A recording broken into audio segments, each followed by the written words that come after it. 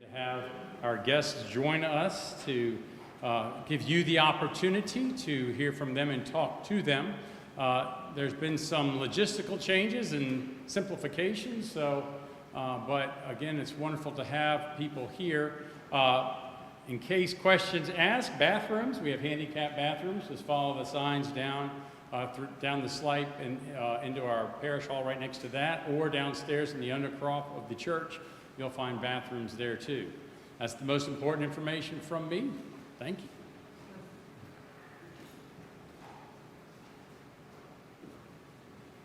Good afternoon. My name is Carlo Uccello, and I am a parishioner at St. Luke's Church in Alexandria, Virginia, and I serve as the chairperson for the transition committee that is working to help us elect and consecrate and transition in a new bishop, the 14th bishop for the Diocese of Virginia. So on behalf of the entire transition committee team, myself and 10 people, 4 of whom are here with me tonight serving as shepherds to the nominees, thank you very much for coming out tonight. And we're very happy to be here today at Christ Church in Winchester. I want to thank Reverend Gibson and all the staff here who have helped put this on.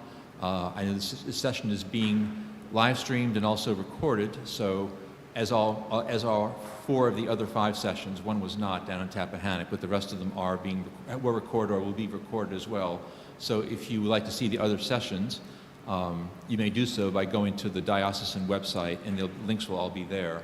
I say that because not all the sessions are identical. We have solicited and received questions from across the diocese over a several-week period, and we collected those questions and grouped them in ways that we thought were good, that were not overly repetitive, that asked maybe the same question in different ways in different locations, but each of these sessions has different questions.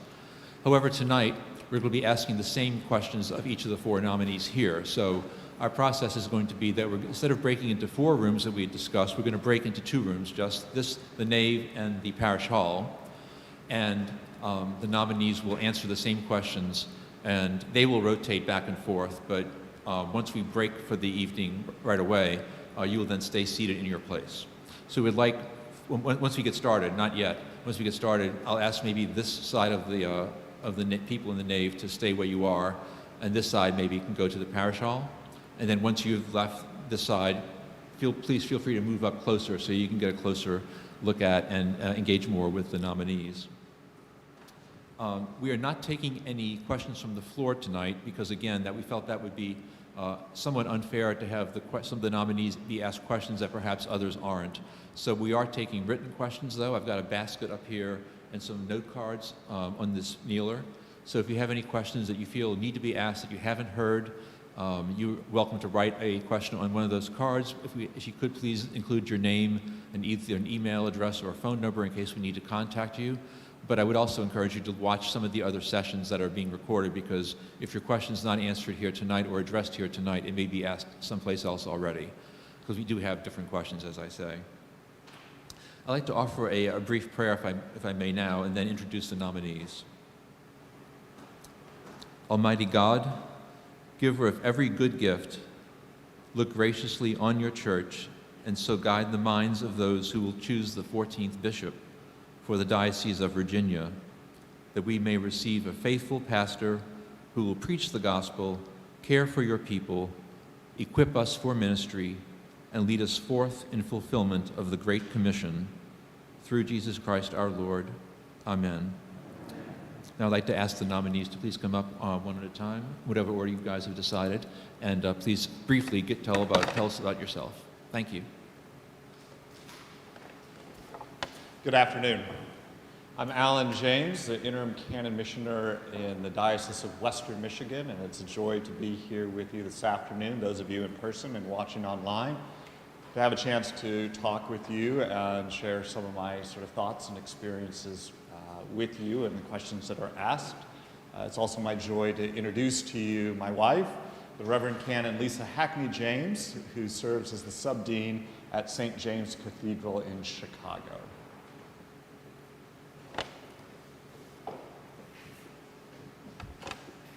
Good afternoon. My name is Mark Stevenson, and I am a priest of the Diocese of Louisiana, and I currently serve as canon to the presiding bishop. It's a great honor to be able to travel the church and see the life, the vitality, the wonderful sense of the future that's coming before us as I travel. And I love being here tonight with you all. I'm very excited about the future of the church. And this discernment process we're going through is a key part of why I'm excited about it. I love the Episcopal Church. I love the polity that we have. I love the fact that you all are discerning who's called to be your next bishop in community. And I thank you for allowing me to be a part of that. My wife Joy is not with us this evening. She is not well. She has advanced dementia, and her disease has progressed to a point where she's really no longer even aware of her disease. But if she were still aware, if she was the person she was even 4 or 5 years ago, I know that she would want to be here with you, and she would send her greetings and her love. And so thank you very much.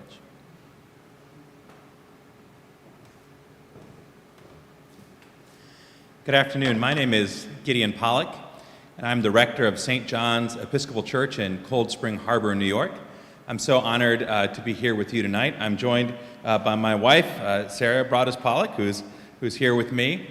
I'm not from the Diocese of Virginia, but I've served in this diocese previously and for many years. In fact, I came to this diocese when I was a young person through our summer camp ministry, in particular St. George's Camp, which strengthened my faith and shaped it and buoyed me and helped me to discern this vocation into priestly ministry.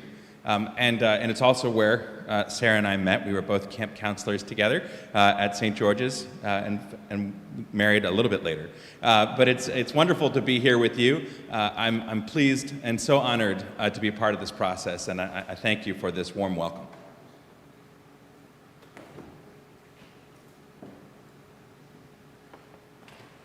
Good afternoon. I'm Joe Hensley, and I am rector of St. George's all the way over in Fredericksburg, Virginia. And I'm here this afternoon with my wife, Sarah White.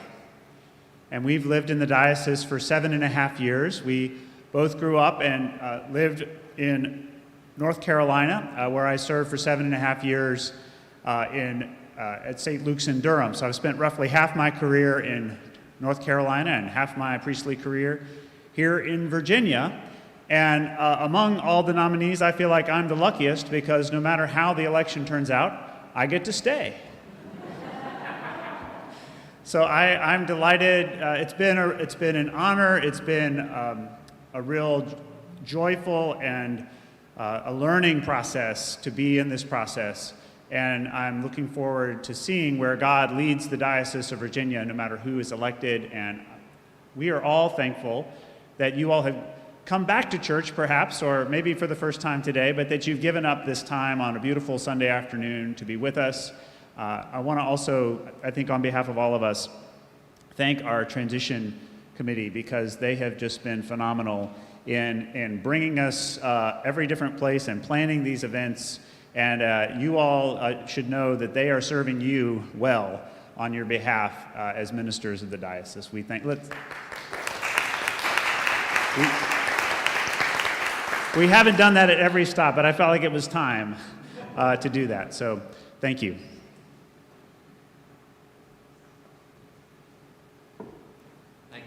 Thank you to all the nominees. I'm going to do a time check. It's about 4:08. So I'm going to say we can start breaking to the other room at about, and start the discussion at around 4:15.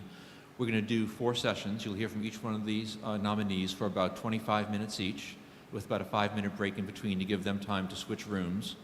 And we'll break now, 4:15 start the first session, we'll end it at around 4:40. So if I'd ask if this group would stay in the room, this group would go to the parish hall now, and then as you want to move up, please feel free to do so. We'll continue with the program. Thank you. Do you want them to do the questions now as they walk by, or any of the written questions you need? Yeah. They can do it whenever they want to. I mean, I'd say it's easier to do it probably during a break, but whatever you like, though. If you want to take some cards with you to the parish hall to write them there, they're up here as well. Thank you.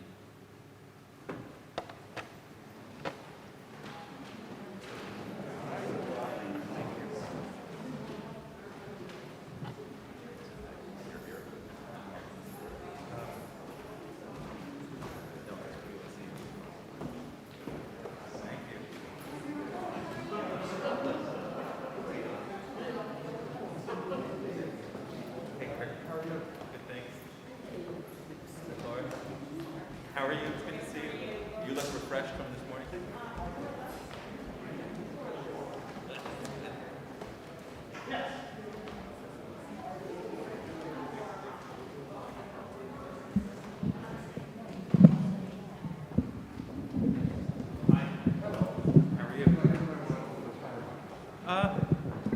Whatever. It's fine with me.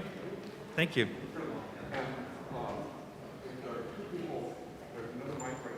Is that a lavalier? It is, well, no, it is now a pencil mic. So it can be held right here or anywhere. So for the shepherd's shepherd. Yes, why don't I... Would you like this or would you like that? It does, whatever. What's your preference? Well, why don't you give this? We give this to you. Is that right? Sure. And I'll... Yes, thank you so much.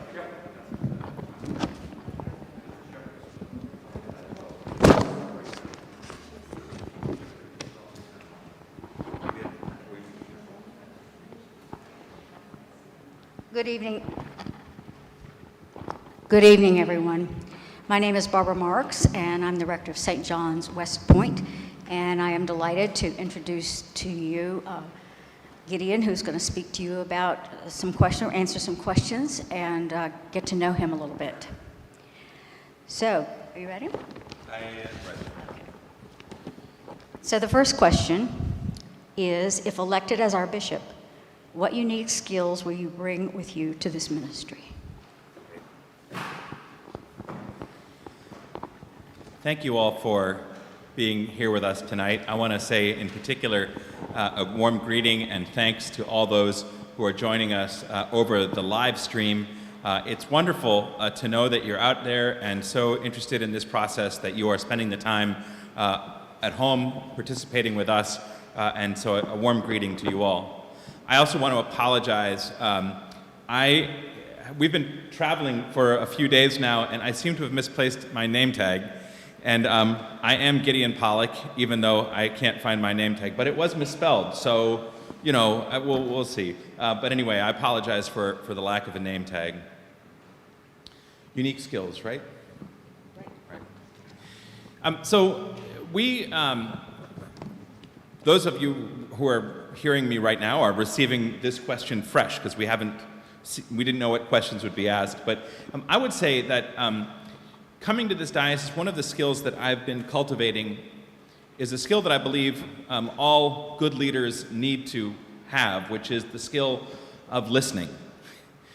I have been the rector of St. John's Cold Spring Harbor now for 6 years, and I spent the first year of my ministry there in deep listening, because I believe that, you know, discerning where God is calling us requires a listening heart and an open mind to hear God speaking through the community and to us as leaders in the church. So I spent a lot of time listening, and that listening revealed so many wonderful gifts. It was through the listening to the deep longings of our congregation and to our community that we discerned together a few initiatives and a few ways to move forward in very important program areas in our life. The first was, if we hadn't listened closely, we might not have heard that our community was suffering deeply from opioid overdose and dependence. I don't know if this is common here in the Shenandoah Valley, but in our community, which is on the line between Nassau County and Suffolk County, we found by listening to our congregation and then by looking that we discovered that we led the state of New York in opioid overdose deaths. Our children were dying at a faster rate in our two counties than anywhere else in the state of New York, and that was individually. And together, it outpaced the state dramatically. And we wondered, why is that? So we spent a lot of time listening in small groups to families who had experiences with opioid overdose and dependence, and hearing about their experiences in hospitals and seeking treatment and seeking recovery. And that deep listening then merged into some action and some strategy sessions that were led largely by our parishioners and other lay people in our community, which led us to develop an agenda for action which changed the way the state of New York addressed opioid dependence and overdose. And then that model was shared with other organizations across the country, and the strategies were implemented elsewhere. And we have changed the lives of many people in our community, we think, for the better. And we would not have known about the need for this action without deep listening. And we would not have known how to work together without deep listening.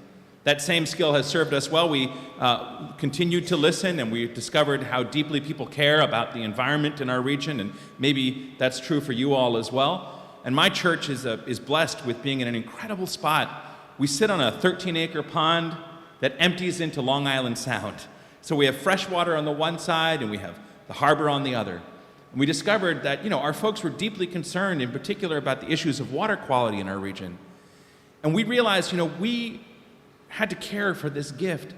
So we developed some strategies there too. We developed a whole sort of agenda for blue-green theology, we call it, which is the stewardship of creation and prayer in creation, letting the creation inform our spiritual lives. And then we also did some work there too. So we've developed a oyster gardening project. We have about 10,000 oysters in Long Island Sound, each of which filters 66 gallons of water a day. So we're cleaning up Long Island Sound. We wouldn't have been able to do that without that deep listening. And I know that in this diocese, deep listening will lead us to an incredible future. I just have every confidence in that.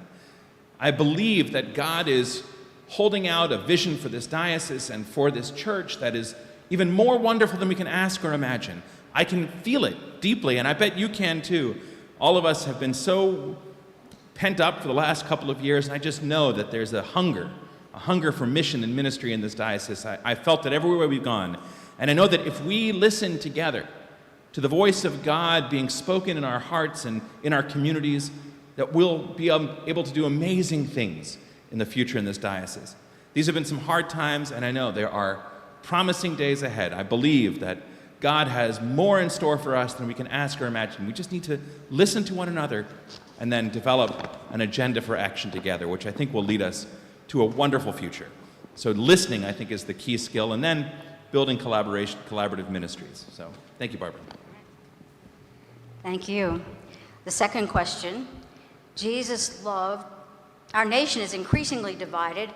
Describe how you will bring the reconciling power of Jesus' love to your ministry as bishop, and how you will lead this diocese to engage with the world. Thank you, Barbara. So this reality of division is present everywhere in the life of our church. And so much of the division and so much of our life has devolved into sort of conflicts here and there. I don't know if you've experienced this in your life, if not in your church. But so much of life now seems to be about competing ideas and competing visions for the future and competing philosophies. And I have been, deeply affected by this in our ministry on Long Island. Long Island is a very divided place. And it's clear and evident in all parts of our life together on Long Island. And I don't mean to go back to the opioid experience, but that's one of the reasons why, as we listened together, we listened for an opportunity to work together on projects that would bring healing and unity into our community. People wanted us to go for one thing or another based on sort of partisan political views, but we looked for something that we could do together that would have a positive impact on our community and something that we could all agree on, something that we could work together collaboratively on. And as we did, we found that the conflicts that we had over other issues began to lighten. They didn't disappear, but they began to be less hot. The conflicts were cooled off a little bit. And we learned to know one another more deeply through our work together. And we learned to love one another more deeply through our shared commitment to our children and to our community and to our neighborhoods. And I think that we're taught in seminary, and maybe you've heard this 1,000 times in your churches, that sin is separation, right? That sin is separation from God, and that sin also separates us from each other. And as we learn to live together and to work together, and we learn to know and love one another, then those divisions don't disappear, but they're softened. And I know this has been true in my life and in my ministry. It's been true on issues of race and racism. It's been true on issues of politics. It's been true on issues of churchmanship, all of it. But as we learn to live together, to love one another, and to know one another, the hard work that God was calling us to became easier because we were doing it with friends. So I think, building community and getting to know one another and learning to work beyond difference towards a common and shared future is a strategy for minimizing difference and finding common ground. And that, again, comes, for me, through deep listening, building a common agenda to work together, and then collaborating for God's future. So those are some of the ways that I've found to heal division. The other is to just not let division or difference or disagreement really divide us from one another, to work beyond it, and to just continue to be in relationship, tenaciously staying in relationship, refusing to give up on one another. That's been my strategy. I refuse to give up on anyone. And I'll just share this last story, or an image, really. So you all heard earlier that I mentioned that I came to this diocese through the Schreinemont camps, and especially through St. George's camp. And I was both a camper there, and a counselor there, and then also a chaplain there. So several different iterations. And I remember something that I never looked forward to as a child, but learned to love, was our big hike up North Mountain. If you've ever been to Schreinemont, you've hiked North Mountain, the first half it's okay. The second half is pretty vertical, right? And so we would take, one day we would take the whole camp up North Mountain. And I see my friend Joe, he's done this more than once. Take the whole camp up North Mountain. And what I discovered, on those hikes has endured with me, which is that when you go on a hike like that up North Mountain, you've got a group of people who are setting the pace, right? They're right at the front. They're moving on to the top as fast as they can. You've got a group of people in the middle, who maybe they're the real core of the group. And I know from experience that you'd have a group at the back. And I was always, when I was a kid, I was always at the back, not by choice, but because I didn't love hiking. And I honestly, I grew up in a city and this was all new to me. And what I learned as a camp counselor is it doesn't matter whether you're at the front or the middle at the back. We leave no one behind. You leave no one behind. You can't set the pace by the fastest person going up that mountain, and you can't set the pace by the slowest person, but you got to keep everybody moving towards the vision of getting to the top of that mountain. I think the same is true for God's ministry in the world, right? We are going somewhere. We're doing something as a church. But we can't leave anybody behind, because that's not what it means to be members of the body of Christ. It's not what it means to be in community. No one is dispensable. We're all valued members, and we leave no one at the side of the road. And if you need someone to walk with you at the back, I'm your guy. I'll sweep the hike. So.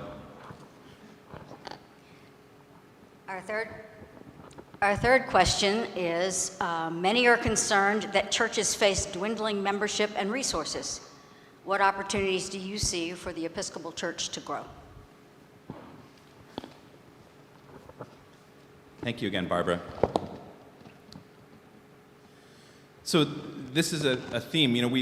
We were given a whole list of questions, and I went through the questions and tried to prepare answers to them all, and I recognized that there were certain themes that kept repeating in the questions, and one of them was a theme about church growth and the future of the church, and an anxiety that's present, a fear about what will this church be like in the future.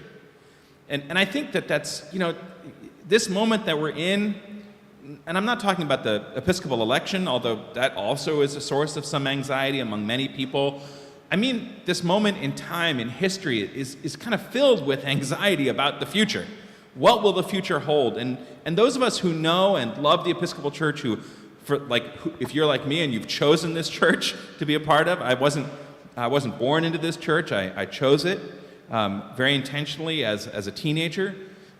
You've committed your life to this church and to the work of God in this church, and we all want it to thrive. All of us want it to thrive.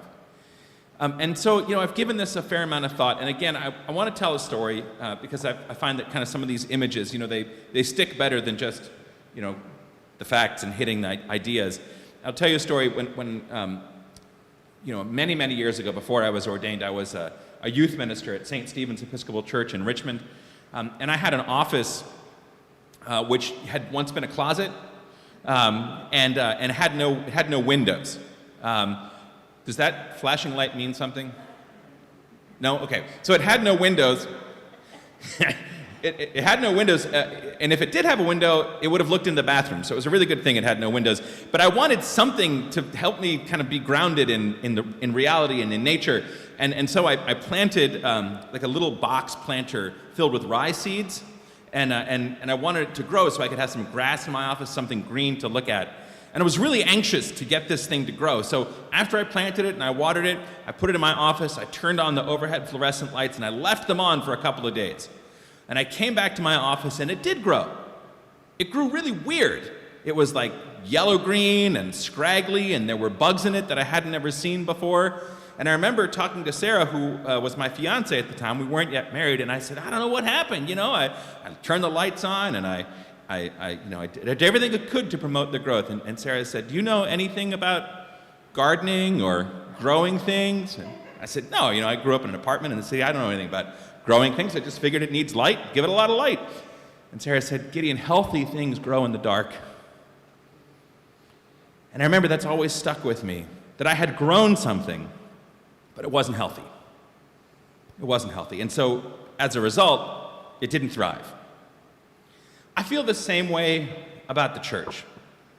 I think that we all have a lot of anxiety about the future, and particularly about the future of the church, and it's reasonable, I get it, especially in this COVID time. But I think rather than focusing on growth for our church, we need to really focus on health for our church. Because just as St. Paul said, that Paul planted, Apollos waters, God gives the growth. If we plant healthy things, we tend them for health, God will give us the growth. I really do believe that. So what does that mean? Well, I think it means that we need to really align our values with our actions. We need to really do what we say. I mean, all of us, we travel around, we see the signs, right? The Episcopal Church welcomes you, right? Well, do we really welcome all?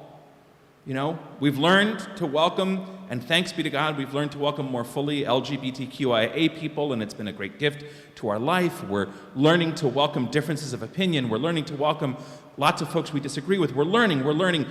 But if we really want to be a church that welcomes all, we need to put our values in practice. We need to align our values with our actions. We need to live the mission that God has called us to, live the prayers that we say. And I really do think if we tend to that kind of health and vitality, then God will give the growth.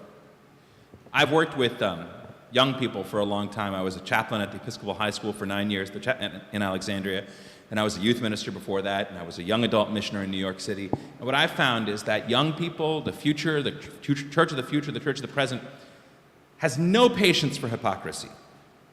And maybe you don't either. Right? We don't really want to participate in institutions that are not aligned with their values and their actions. If we really want to grow the church of the future, we need to attend to that kind of health. And I think if we do that, we live out our mission boldly, we proclaim the gospel boldly, we'll find our way towards health and growth. So, thank you, Barbara. Okay. Question number 4. What is your favorite liturgical season? And how does that liturgical season help inform your own theology of God? Thank you, Barbara. When I saw this question, I kind of thought, well, there's only one right answer.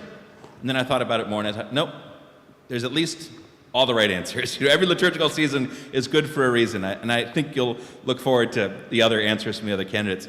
But I knew what my answer was immediately, which is my favorite liturgical season is Easter. It's, I grew up in a Lent family, in a family that really was shaped by the season of Lent. But I'm an Easter guy. The good news of God in Jesus Christ made manifest in the resurrection, right? I think that Jesus' resurrection shows us hope. It tells us about God's intentions for us, right? That God's intentions for us are even greater than we can imagine. That the cycle of life continues. There's nothing that stands in the way of God's love. That God is able to resurrect things that have died and things that seem to have died. God can bring new life in the midst of death. And I particularly love the readings in the season of Easter. Right? Today was, I know that Lydia in Acts, and it was a beautiful story, and we had Revelation. But the gospel readings in the season of Easter, if you think about it, even the disciples come to the tomb in grief, and Jesus meets them, right, and tells them about the good news, and they're empowered to go back to their lives. The disciples then are gathered in a small room, afraid, locked away, in fear, and Jesus comes among them and says, "Peace be with you."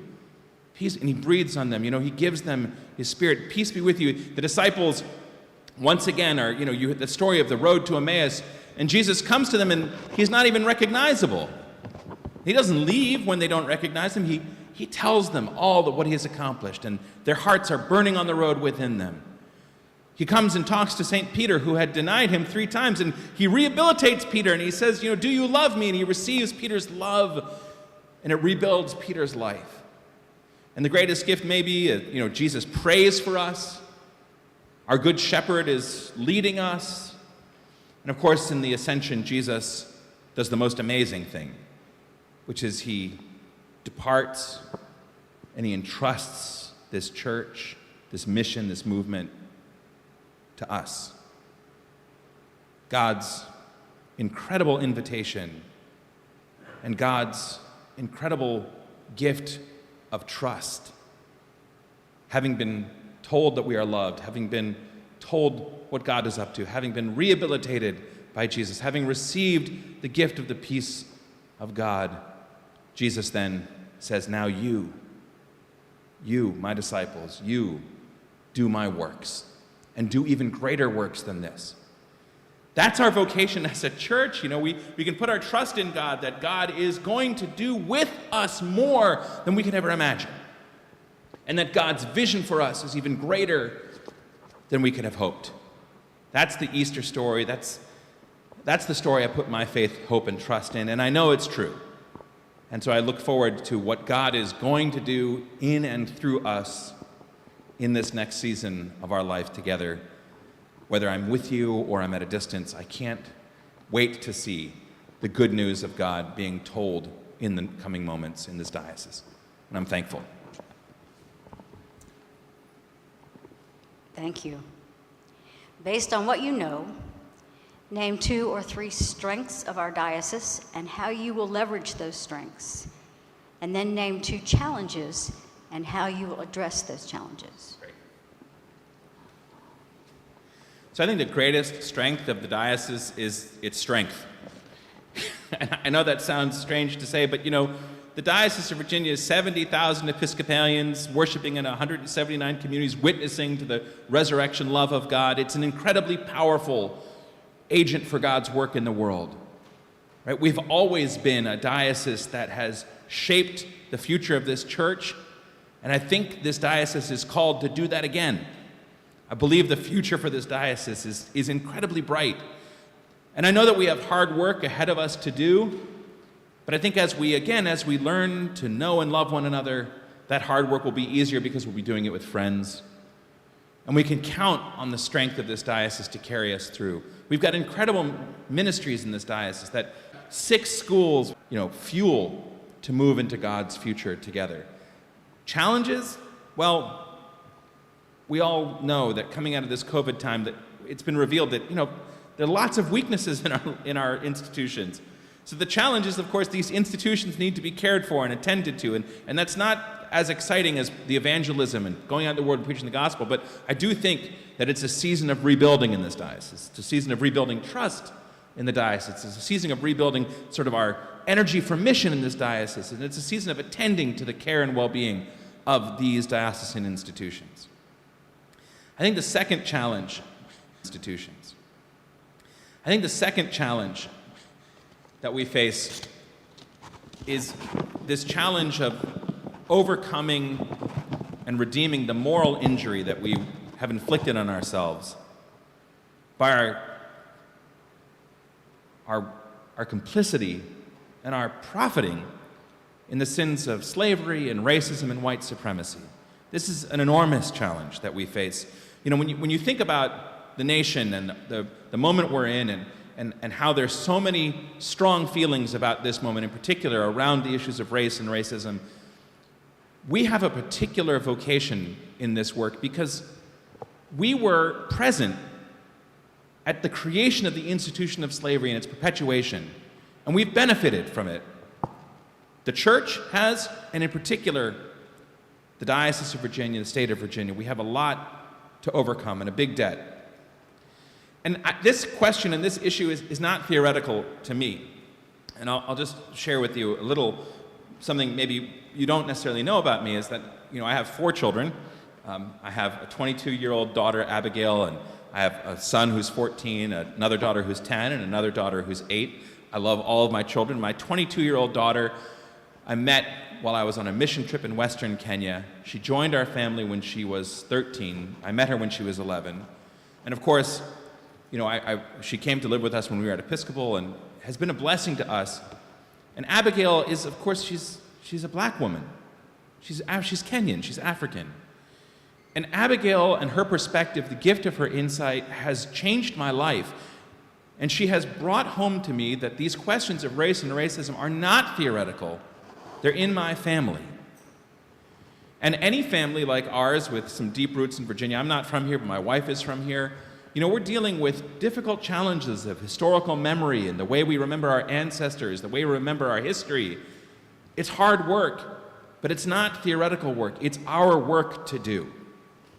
So I think that's a significant challenge that we face, but I know that as we embrace the challenge ahead of us, that God will be transforming us from strength to strength in the life of perfect service, and that God's future, when we embrace this vocation to redeem and repair the sins of our past, will do nothing but give us hope, strength, and life for the future.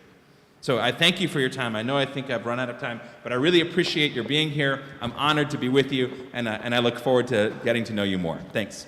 Thank you, Gideon. Thank you, everyone, for your attention.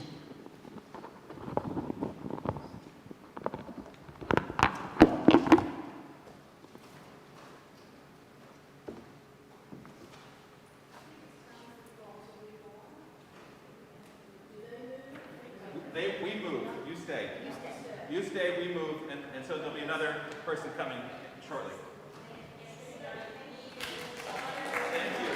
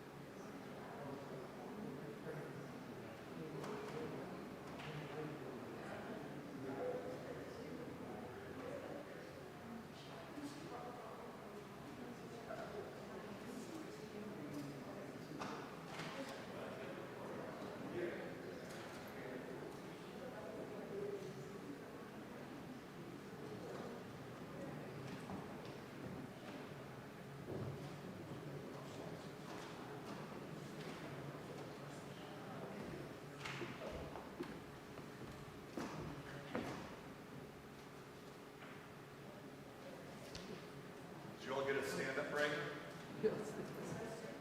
Yeah, go ahead, take a stand-up break. We got time, right?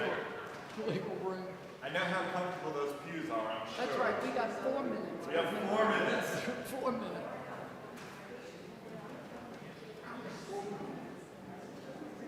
Time for liturgical calisthenics. Stand, sit, kneel, stand, sit. Do what we do best.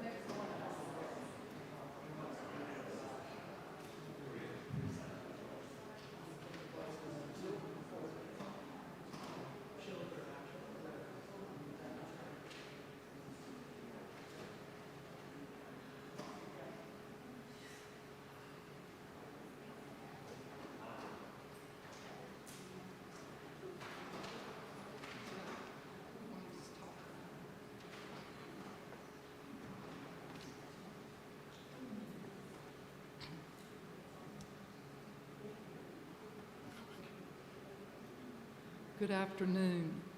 I'm Terry Long, and I'm a member of the Transition Committee, and I belong to the Church of the Holy Comforter in Richmond. In fact, our rector was, we took her from Winchester, but she was at St. Paul's on the Hill.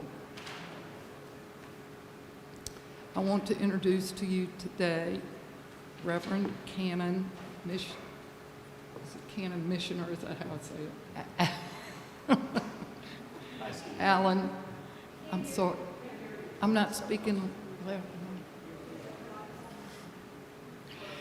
This is Canon Missioner Alan James. And I have a few questions for him.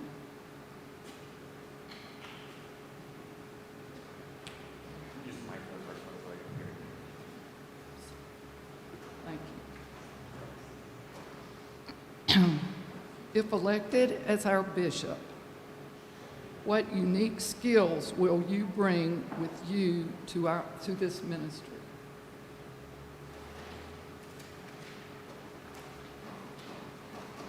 I think the unique skill that I bring to this ministry, can you hear? Is this better? Can you hear me in the back? Okay.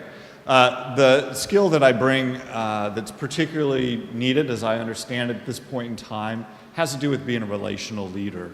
The need that I really hear is about how to rebuild trust, transparency, how to help parishes feel connected to one another, and to the bishop, and to the staff, and to the larger diocese. And as a relational leader, I really see that this has two main component parts. The first is as sort of a pastoral president. It's the direct relationship and interaction.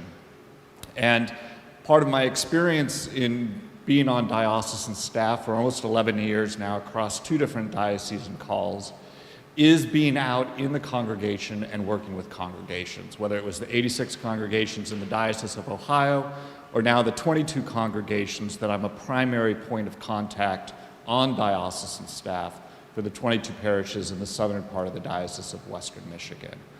And in both cases, part of my work was to be out in the parish on Sunday morning, not only sort of celebrating and preaching, but meeting with vestries, search committees, the congregation as a whole in a question and answer session, and to learn about them, to share what's going on in the broader diocese, and to help them connect with the congregations around them. And it's really important, again, not only what I would do individually as a bishop, but sort of the expectation on the whole staff and the leadership within the diocese. It's really important that we have this direct personal interaction because there are a lot of reasons that congregations feel isolated. They can feel isolated because how far they are from the nearest congregation, from the diocesan offices, because of their size, because of their theology. And so it's really incumbent upon the bishop and the staff to work together directly and through our institutions to make sure that everyone feels connected and that we're a part of a large, diverse family, but we are together as one family. And one of the places I did this was when I was in Ohio with St. Mark Shelby, a congregation that felt really separated for a number of those reasons I named. And it was by going out sort of once a month to lead their services and meet with the leadership of the parish that they were able to sort of, on their own part, sort of come back in and feel connected around them. And one of the end results of that process was their jointly calling a priest to serve as their priest in charge and as associate priest at the neighboring congregation. And they also built up sort of enough trust with the diocesan leadership that they had, particularly for their size, a significant endowment that they took from sort of their own sort of management of it and invested it in the diocesan investment fund, something that they would not have done prior to my sort of working with them. And the senior warden acknowledged that after I had left the diocese. He said, all of these changes are because of the work that you did with us. So I think that ability to sort of relate and be involved with the leadership of the parishes is one half of being the relational leader. But particularly in a diocese this size, one bishop, one staff person can't be everywhere.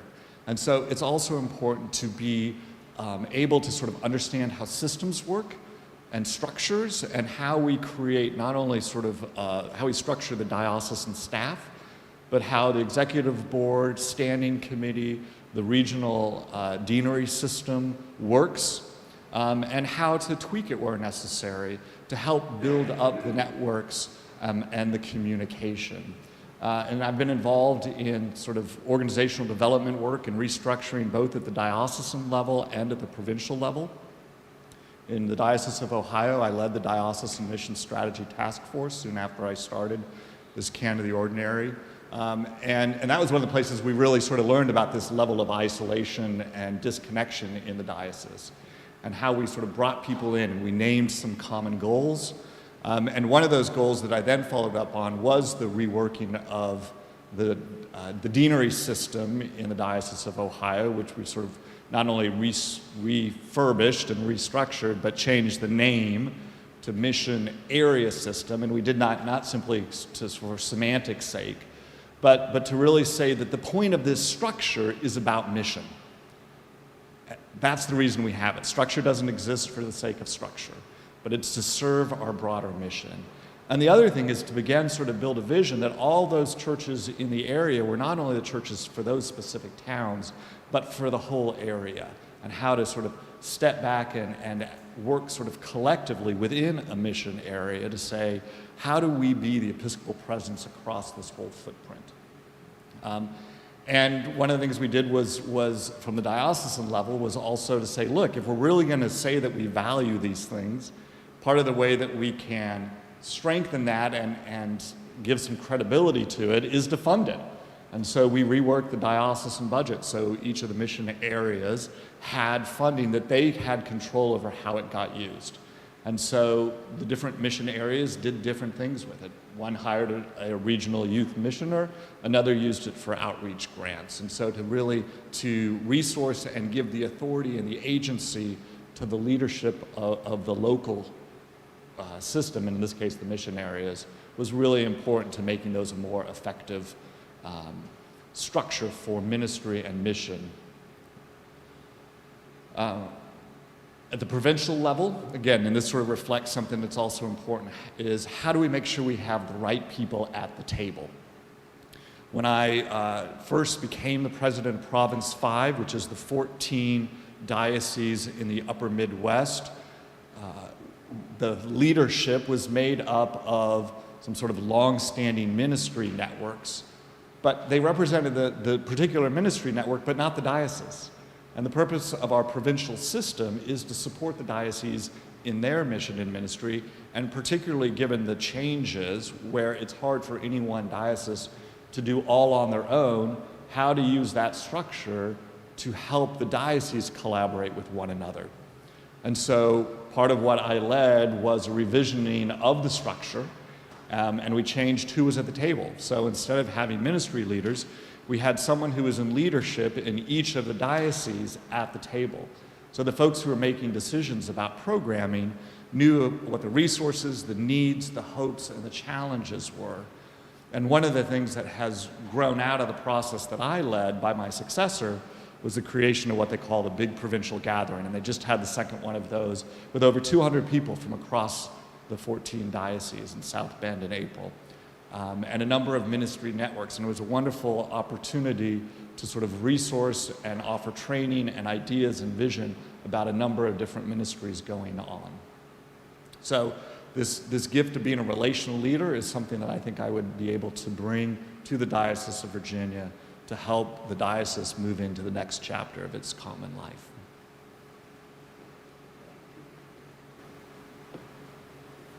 Our nation is in. Can you all hear me? He's a little bit taller than I am. Our nation is increasingly divided. Describe how you will bring the reconciling power of Jesus' love to your ministry as bishop and how you will lead this diocese to engage with the world.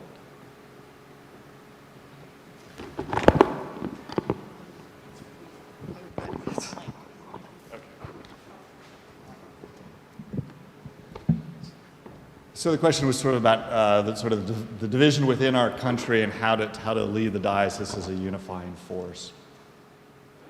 I think as context, one of the things that I think back to and remember about was in 2003, when the Episcopal Church was sort of grappling with the election of Gene Robinson and about the election of a bishop who was openly gay, was in the midst of all of that heated discussion at convention, folks in the popular mainstream media who were reporting on it said at the end of it, there was heated debate here, but what was unique and palpable was they talked with one another differently. And there was a level of relationship and connection in the midst of impassioned speech. And I think one of the things that's important, because we are blessed with still not as diverse as a church in one sense politically, theologically, as we may have used to have, it's still diverse. We still have people who have a lot of perspectives and they have relationships. So I think one of the things that's important and one of the opportunities that we as the church have is to be a place that engages in conversation around important issues in our culture and in our communities across divides and from different viewpoints. And I think one of the ways that we can do that moving forward, both at the local sort of parish level and as a diocese, and one of the things I really sort of push for, is a comment that I heard recently about the importance of not beginning to sort of argue from one's position. Because a position is typically, at least partially, if not totally defined by what it's against. And so it always therefore creates win-lose situations. as opposed to beginning the conversation from what we stand for. And when we start our conversation across lines with what we stand for, we can discover what we share in common, right? And so that ability to recognize, for instance, that what we stand for is loving one another. And that's sort of our entering point, right? All the sort of language we're getting in the gospel, from the Gospel of John during this Easter season, right? That they will know that you are by my disciples by your love for one another, right? That's what we stand for. And so I think as a church where we have pre-existing relationships,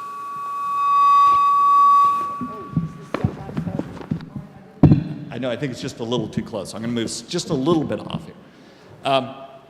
So I think that's one of the things, is to think about how we create an environment for real conversation to take place.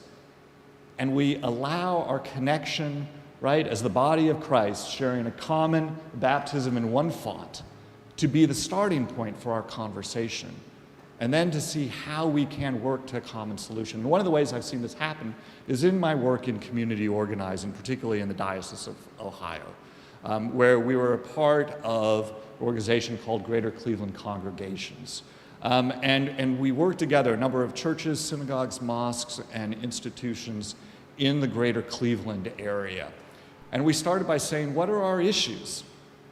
What are the ones that we sort of care about together, and places that don't divide us? There were certain topics that various institutions within it said, we can't go there right now, right? But what we can do is there's a plethora of things that we can do and did do. And so they really got behind particularly education and Medicaid expansion. And what was interesting, again, is we also need to recognize that when we talk about working with these sort of issues that are large in the day and in the broader community, is our faith does take us into the political sort of sphere and arena. But there's a difference between being political and being partisan. And so in Greater Cleveland Congregations, we both work with and pressed against a Democratic mayor in the city of Cleveland. We happen to work with a Republican governor and against a Republican legislature for Medicaid expansion, you know. And in part because we sort of found an ally in the Medicaid expansion with Governor Kasich, who from his own faith, I was in a small meeting with religious leaders about it, and he said, look, for my faith, I know that I'm going to be held accountable for what I do. And I'm not going to be asked by my Lord about my political party loyalty. What I'm going to be asked about is, did I expand medical, not simply medical coverage, but the access to medical care for 700,000 citizens of the state to which I've been elected to be governor? And so, again, party gets sort of set aside, and the question is, who are the leaders that we can work with or hold accountable for these common virtues that we have? But I think the church has the ability to bring diverse populations together, not only within our diocese, but within the broader community. That one of the gifts that the Episcopal Church has historically is we are conveners, and we bring folks together, not just simply from within our own tradition, but across religious differences, denominations and faiths, and across theological and political thought lines.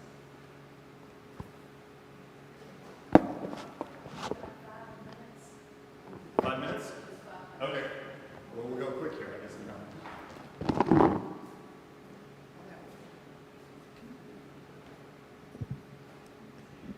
Many are concerned that churches face dwindling membership resources. What opportunities do you see for the Episcopal Church to grow? I think there are a lot of opportunities for the Episcopal Church to grow. I think what we need to do is take stock of what are the resources and gifts we have and find new ways to collaborate. How do we work together to join with others, to pool our resources, to pool our knowledge, to share sort of a common vision? So one of the things I'm doing right now in Western Michigan is I've started 4 separate conversations with 12 of the 22 congregations I work. Not about sort of merging together and closing, but where there's geographic proximity to say, how can we work together? And I think we also just need to trust our message.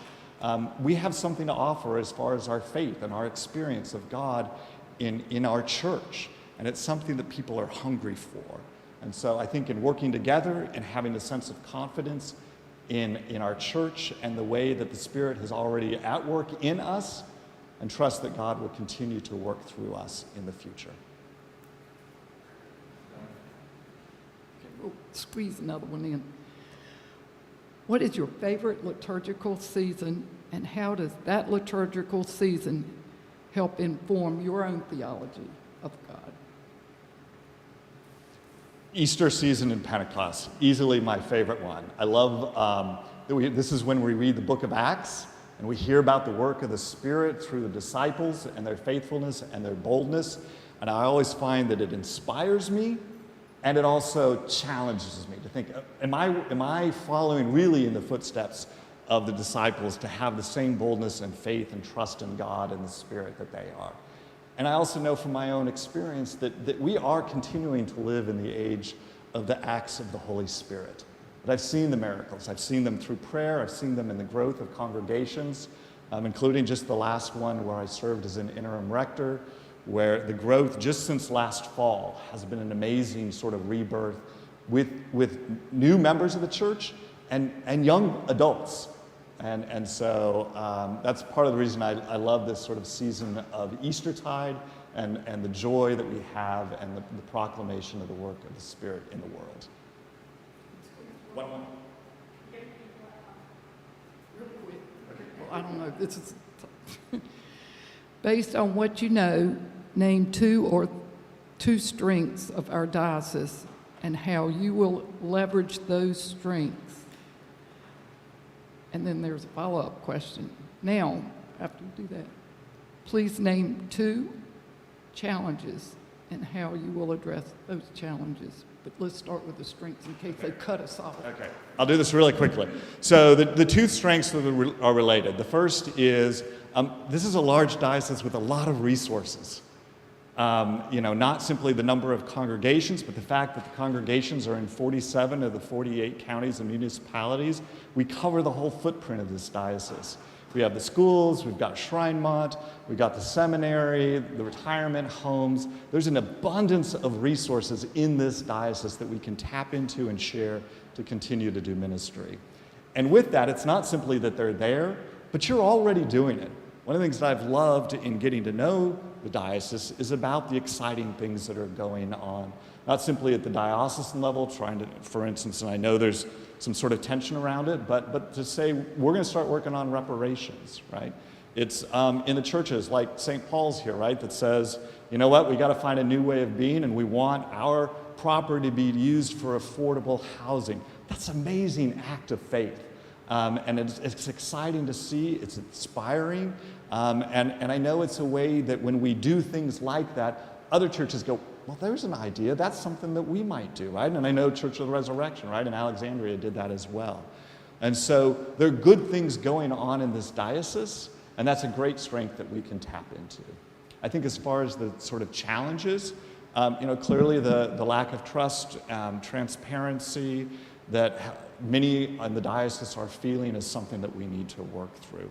I think sort of akin to what I was saying that there earlier was within the Episcopal Church there is a paralysis in many parts, right? Every time a Pew study comes out about the number of folks who are no longer Christian and it's dropped, I know those numbers and I've seen churches close, but I see new folks coming to church and I see new folks being involved and I know that the Spirit is at work, and so I think we need to move past our fear and just be faithful in being witnesses, to say, here's my experience of God. Here's how I've seen God at work in my community. Why don't you come to church with me, or may I pray with you, or whatever it might be. And the last thing that I think is a challenge, and it's not just here, it's throughout our church. We've grown for a long time very accustomed to the model of having one priest in one church serving one town. And that's not a model that we can afford financially in most places. And I don't buy into the notion that we simply therefore need to merge and move to another location, because I think anytime we sort of merge two churches into one building, we lose our presence in that other community. So I think we need to be proactive and thinking early on to say, okay, how do we best cover the footprint? And how do we use the resources that we have together in collaboration, where collaboration doesn't add one more thing for us to do, but it enables us to do something that we couldn't do otherwise. Do I have more time to go back, or did I hit it? Thank you all for your time.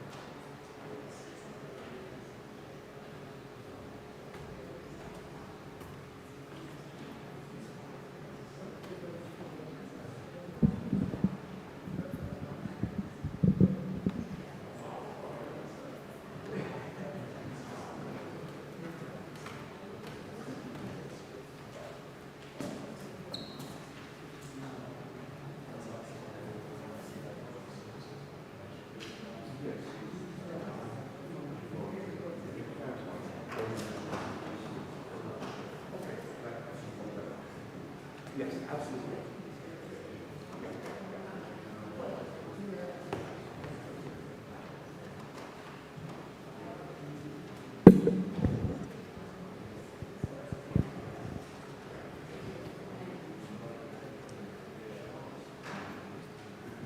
Ready, Mark? Okay. Mark, your first question. If elected as our bishop, what unique skills will you bring with you to this ministry? Thank you, David. So I want to make sure if I walk out here to the edge, if I'm still on the live stream. I'm hoping I am. Fantastic. Thank you. So, unique skills. I want to begin with something that probably is not really properly defined as a skill so much as it is a foundation upon which I build my life and I build my ministry. And that is the fact that I love Jesus. I love the gospel. I'm committed to my faith. I recognize the fact that everything I can do in my life is only possible because of the love of God. I recognize the fact that I am called as a Christian to proclaim that love of God to any and everyone who will listen at all times. That foundation of faith has gotten me through any number of difficult times in my life. It gets me through my life now, and I rely on that. In my experience working with bishops over the years, and with leaders across the church, whether they're bishops, priests, deacons, laypersons, effective leaders, particularly in the church, are ones who have that foundation of faith, who understand the love of God and are ready to proclaim that love of God. And so everything I do, again, it's not a skill, but it's a foundation from which I exercise all of my ministry and all of my life. A second thing, a skill, which I really think is a skill, and I talked about this in a similar question last night, I guess it was, at greater length, and I'll just sort of give the highlights now, and that is I love complex systems. I love working with complexity. I said last night, I eat complexity for breakfast. And one of the things that attracted me as I first started reading your profile and getting into my discernment about entering this process is the complexity that is the Diocese of Virginia. And I recognize the fact, and I know from my own experience, that if you're going to bring order to chaos, if you bring order to chaos, you're going to do that right. If you're going to bring order to chaos, you got to have chaos still a little bit in the system. You got to have a little bit of fun with it. You can't take out all the chaos out of the system when you're bringing order to it. And in order to bring that order to a system, you've got to have a number of people involved. You can't just have your bishop. You can't just have one person in the system who's responsible for keeping everything running in the proper way, keeping the trains run on time. If you want, especially a system as complicated as the Diocese of Virginia, you cannot base it on the model of the bishop or any person, anyone, being the center of the wheel and spokes coming out from it and everything having to run through the bishop. Can't be done. I love complex systems, and it excites me about the possibilities here in Virginia. I would say if I have one thing, though, that is particularly unique about me, one thing that I could really say is part of who I am, is that I, in my ministry, have come to understand the work of a bishop very well. 12 of the 22 years of my ordained ministry, I have spent working directly for and with bishops. I've seen the day-to-day work, the week-to-week work, the year-to-year work. I've seen the highs and the lows. I've experienced from all different perspectives in various situations. I've been canon to 3 different bishops. I was a canon of the ordinary to Charles Jenkins, Bishop of Louisiana, who actually died a little over a year ago. He was the bishop who ordained me. I learned a lot from Bishop Jay. He taught me how to think strategically. He had the ability to see the 30,000-foot view of things and know how to apply the particular into that general in a way that it was just a fascinating thing to watch. He was a great student of family systems theory and taught me how to apply those family systems issues into the issues of the church, and how the things that exist generationally in a church will repeat themselves over and over and over again. The players may change, but the issues return. And Charles Jenkins was the best non-anxious presence of anyone I've ever been around. He could stand in a space and just let things come at him and just be calm with it. Now, his successor, I also served as canon to Morris Thompson, who's the current Bishop of Louisiana. And Bishop Thompson taught me a lot of things, but I'll highlight this. He taught me that, I've got to be able to step back and question the old adage of, we've always done it this way before.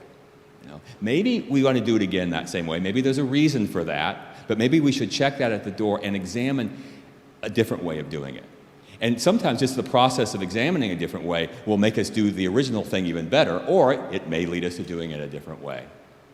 And then, of course, I work now for Michael Curry, and oh my Lord, what a guy. Very dynamic. I tell people I get to hang out with Michael Curry all day long, and they pay me to do it, right?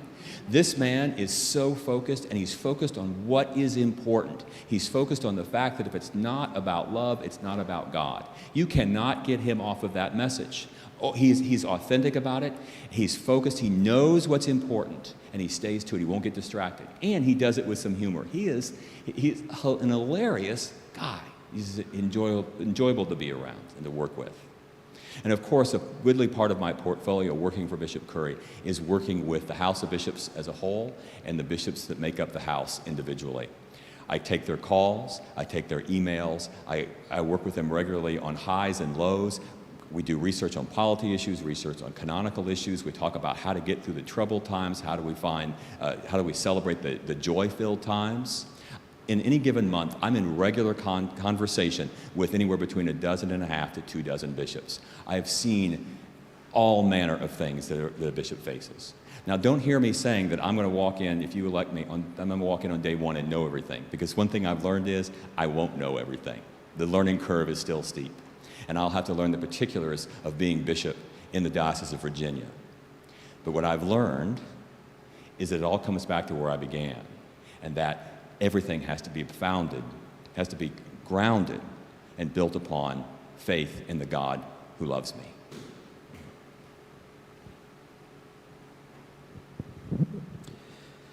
Our nation is increasingly divided. Describe how you will bring the reconciling power of Jesus' love to your ministry as bishop, and how you will lead this diocese to engage with the world. Thank you. So recently I heard a woman by the name of Zena Link. Some of you may know Zena. She's on the Executive Council of the Episcopal Church. And several months ago I heard her preach a sermon in which she said that reconciliation, particularly as a Christian, but reconciliation is all about living our values, particularly our Christian values. And if we're going to bring the reconciling love of Jesus to a world that is unbelievably divided at this time, we've got to be clear about what our values are. We've got to be clear about the fact that God loves us, that we're created in the image of God. We've got to be clear about the fact that we respect the dignity of every human being. We need to be clear about the fact we're called to make disciples and to preach and teach the gospel at every single moment. This morning, David and I were at St. Andrew's in Arlington, and they had 2 baptisms. I love baptisms. And we get to go through the baptismal covenant, and we get to promise that we're going to turn our back on evil, and we're going to embrace the good, and we're going to respect people, and we're going to do all those things. Even when we sin, we're going to turn around and come back and do it again. We have got to be focused on our principles as Christians. And again, we preach and we teach about being created in the image of God. Now, I'm not going to say I fully understand it. And I think anybody who in the room says they do understand this, they're probably fibbing a bit. But we as Christians understand God to be 3 persons in one God, Father, Son, and Holy Spirit, the Trinity. It's a complex system. But what it tells me is that if we're created in the image of a God who is, in and of God's self, perfect community, that means we're created not to be alone. We're created to be together. So reconciliation, the reconciliation of God, is important. It's in our fabric since the moment life was breathed into us at our creation.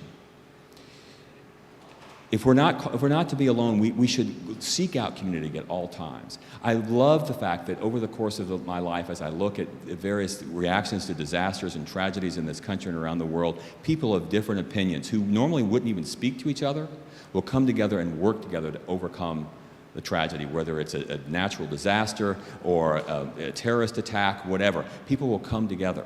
I have a good friend of mine who is a woman who is probably the most progressive person that anyone would ever meet. And in the middle of a natural disaster, working together side by side with the most conservative, traditional person you ever want to meet. They got to talking, and they started dating, and they've been married for like a dozen years now. Now, I don't know how that works if it's not by the grace of God, right? This country is incredibly divided. We can see that in all the polls. And we in the Episcopal Church just recently did a professional poll. We hired some people to go out and do this professionally, to call around and survey the country. And we got a statistically significant response. And we know, not surprisingly, that the responses, the opinion across the board is that people don't like churches. They don't trust churches. But they respect Jesus. They trust Jesus to the tune of like 80%. Name me one politician that has an 80% approval rate. Nobody has that kind of approval rating, you know? If I had that kind of approval rating, woohoo, okay?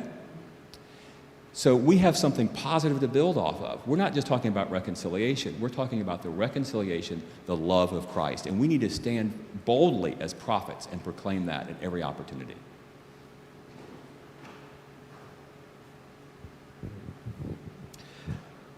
Mark, many are concerned that churches face dwindling membership and resources. What opportunities do you see for the Episcopal Church to grow? Thank you. I'm going to begin by telling you a story about a friend of mine by the name of Shola Faladin. He's from Nigeria. He's a priest. And I first met Shola, I don't know, probably 2001, 2002 in New Orleans, and he was a hospital chaplain. But after Hurricane Katrina made landfall in August of 2005, Shola spent a lot of time doing work in helping in areas of New Orleans that were the hardest hit, particularly in poor areas of town, in the Ninth Ward, the lower Ninth Ward, where 14 to 19 feet of water sat for 2 weeks, destroying property. Well, one day, Shola went down to the Ninth Ward, driving around, and he was supposed to meet up with a crew to do some work on some houses, and he got lost. No idea where he was. Shola is many things, but he's also directionally challenged. And he saw a gentleman in his front yard who was working, mucking out his own house and ripping sheetrock out. And so Shola pulled over and walked up to the guy. The guy's name was Jimmy. And Shola got to talking to him. And he said, "Jimmy, do you go to church anywhere?" And Jimmy said, "Well, my church is around the corner. It flooded, and I don't think we're going to be rebuild it." And Shola said, "Where's your pastor?" And he said, "Well, he left. he left with the floods and he's not coming back either. And Shola said, well, you got some friends still here that go to church with you? And he said, yeah. He said, tell you what, if you can get them all together, I'll come to your house, and you've got a garage here that seems to be in pretty good shape. We'll meet on Sunday in your garage, and we'll have church. And Shola started a church in an area of New Orleans that had never heard of the Episcopal Church before, with a gas-powered generator powering an amplification system, and an electric guitar, and an electric keyboard. And from that, it grew into the Church of All Souls. We ended up in an abandoned Walgreens building. We took that over that lease and started a church and a community center. Now, I'm convinced that there are Jimmy's Garage opportunities all over this country, all over this church, if we'll just simply have the boldness that Shola Faladin had to say, hey, if you all want to show up, we're going to have church. I think there are opportunities all over the church to go, all over this country, to go into communities where the Episcopal Church is not present. We can go into Latino, Hispanic communities where there's not an Episcopal Church, and we can say, hey, let's have church, and we just start doing it. We can go into Asian American Pacific Islander communities and start churches. We can drop a Jimmy's Garage in lots of different places. We don't have to have a lot of resources. Shola had a gas-powered generator. We can look at it in our own congregations. We can look at our own churches as a Jimmy's Garage opportunity and restart things. The Diocese of Pennsylvania right now, in the last year and a half, they have reopened 3 churches that had been closed over the course of the last decade and a half. Restarted churches, looking at them as Jimmy's Garage opportunities. We have a wonderful set of resources that have been put together across the Episcopal Church. There's resources you can look into that you don't have to reinvent the wheel to do these things. I was just out in the Diocese of Spokane. I've been telling Spokane stories all week. I had a great experience out there. There was a family of Episcopalians that moved into a town without an Episcopal church. A couple years ago, came Ash Wednesday. They wanted to worship. They liked Ash Wednesday. They put an ad in the paper and said, if you're an Episcopalian or you're not, come to the community center. On Wednesday, we're going to pray the Ash Wednesday liturgy. Come Ash Wednesday, they were there. You know how many people showed up? Absolutely no one. But they kept running the ad in the paper. They kept going back. Long story somewhat short, they now have a thriving community that comes together and worships in the community center. They pay $7 a month in rent or something like that. There are opportunities everywhere if we're just willing to take the risk and look for the Jimmy's Garage opportunities and know that we don't have to have it all figured out when we start them.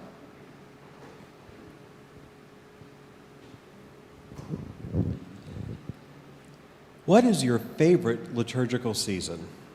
And how does that liturgical season help inform your own theology about God?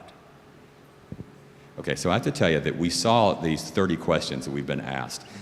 We saw them back a month or so ago, but we didn't know which ones were going to be asked which night, so it comes as a surprise. And so when I first saw this question, my mind immediately went, and I got to tell you, in typical Anglican Episcopal fashion, I'm going to go a long way and not say one thing, not a black and white answer. But my first reaction, my gut reaction is that, hey, we are an Easter people, and I live an Easter resurrected life every moment, and Easter is so important to me.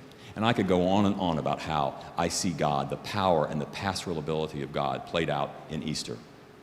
But as I think about that more, I think, one of the reasons why I really can enjoy Easter and embrace it every year is because I really love the Triduum Sacrum, the 3 days. It was Monday, Thursday, Good Friday, the Easter Vigil, leading in to Easter Day, and how the liturgy is really, those days are really one liturgy, and you start in the light and you go to darkness and you're brought back into the light again for celebration. There's all those wonderful things that happen on Monday, Thursday with the foot washing and the washing in the altar and the all-night watch and the emptiness, the silence of Good Friday and leaving the church and feeling that, if you didn't know the whole story, you'd feel abandoned.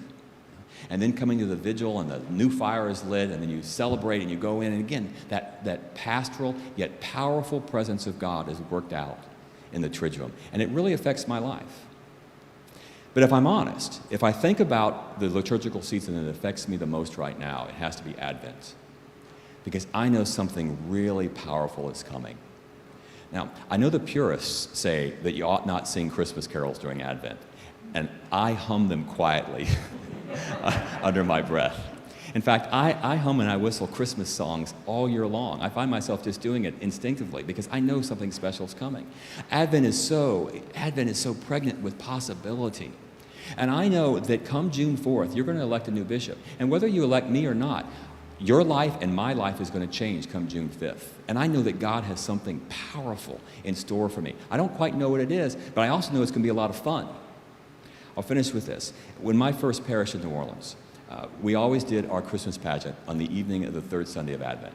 Why did we do that? I don't know. We've always done it that way, so it was always that way. And all the kids are assembled, and they've all been given their lines. And a young lady, Brenna Cadwallader, who was probably 12 years old at the time, she was a shepherd, and she was supposed to, when she saw the star, she was supposed to say, look, yo, a star in the east, something like that.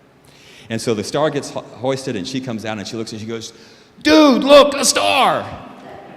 And it was so wonderful. And that's the kind of possibility of, you know something special is coming, you know God's going to give you something really pretty cool, but you don't know quite what it is. And I love living in that time of expectation.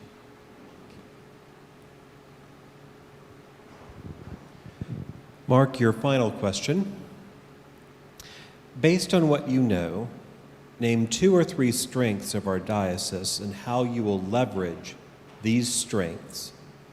And then also, please name 2 or 3 challenges and how you will address those challenges. Thank you. When we were on our discernment retreat, the folks who were in the discernment leading up to the announcement of the slate of nominees, we gathered at Shrinemont. And on one of the evenings, sitting around with the search committee, I asked this very question. I said, what are the strengths of the diocese? And it was amazing to me because virtually every person in the room on the search committee, with one voice at one time, shouted out, when I said, what's the strength of the Diocese of Virginia? Shouted out, the people. Our people are the strength.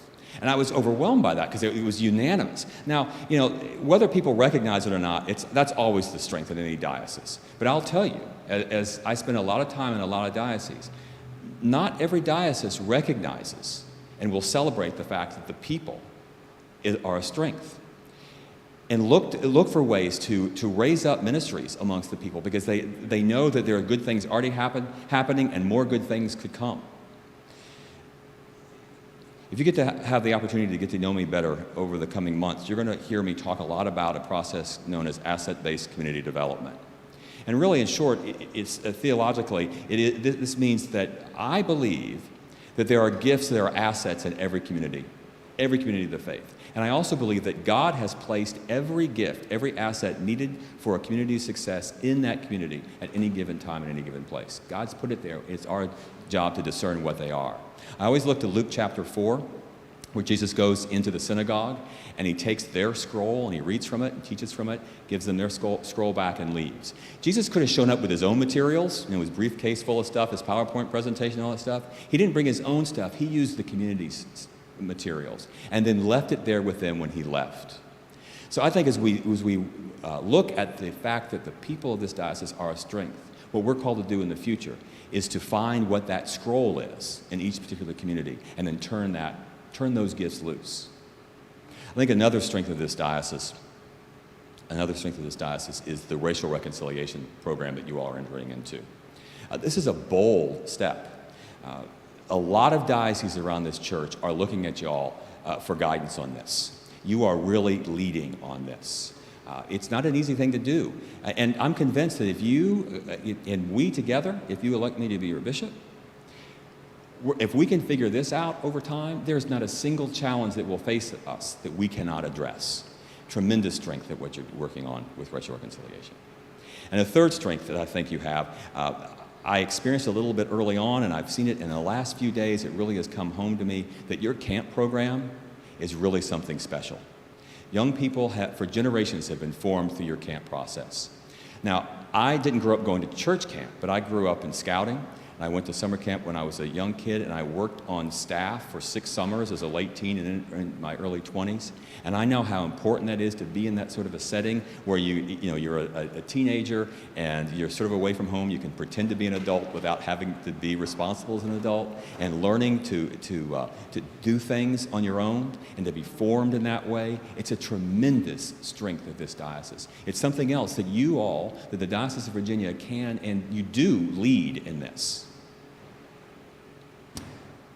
Turning to challenges, I want to go back to racial reconciliation because I do believe it is a strength of the diocese, but let's face it, is also a challenge.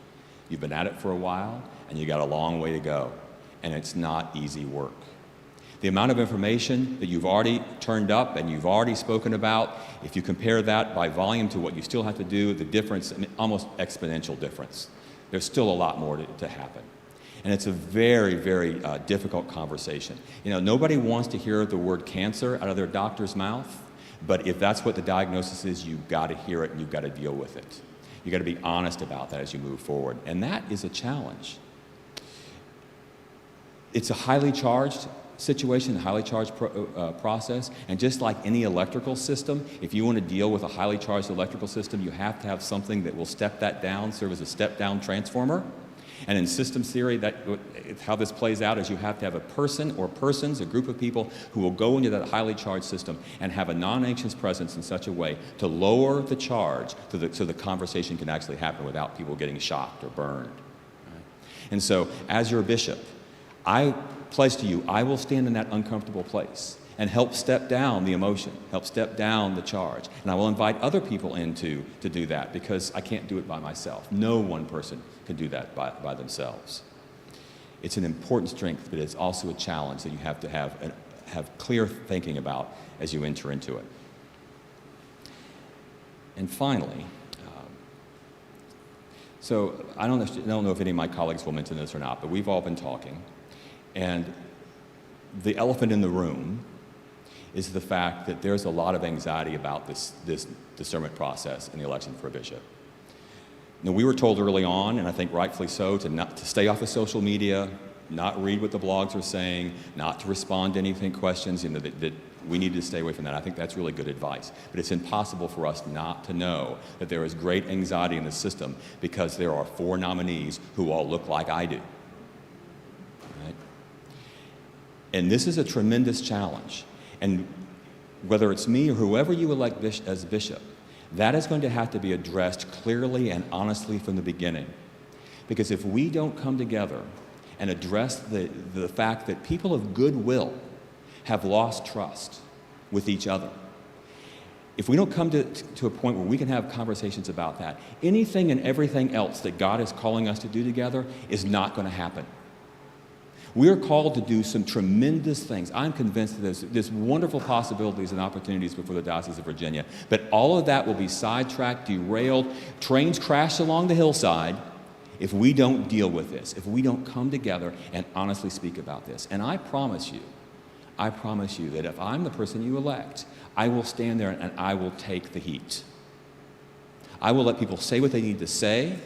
I will let people hear what they need to hear. And we're going to work through it because I think that we're called to gospel work. And this, dealing with this issue, is gospel work. We had a question on reconciliation earlier. We have got to reconcile ourselves on this if we want to move forward in Christ. And I pledge to you, I promise you, that will be a key part of my ministry and our ministry together. And in advance of that, I thank you for your willingness to engage in that process of reconciliation and dealing with the thing that we're not supposed to speak about. Thank you. Thank you, Mark. Thank you, everyone. We're going to step away, and the next nominee will be in very shortly.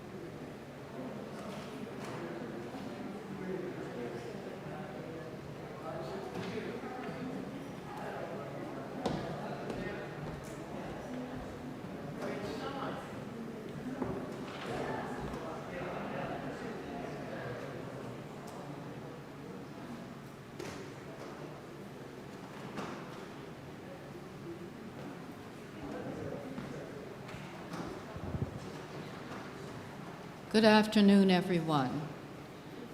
I'm probably the 6th or 7th person to thank you so much for coming this evening. My name is Lynn Crawford, and I have the honor of being what's called the shepherd for Reverend Joe Hensley, who is the rector at St. George's, Fredericksburg. So I will be posing the questions to him. And the first one. If elected as our bishop, what unique skills will you bring with you to this ministry?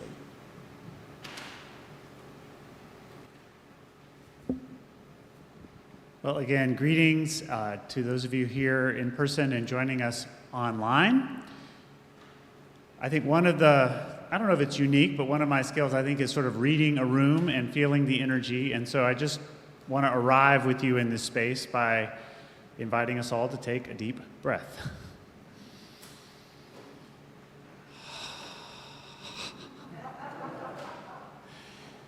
And if you know it, sing it with me. Holy God, holy and mighty, holy immortal one, have mercy upon us. I know it's not a unique gift, but I'd love to sing. So,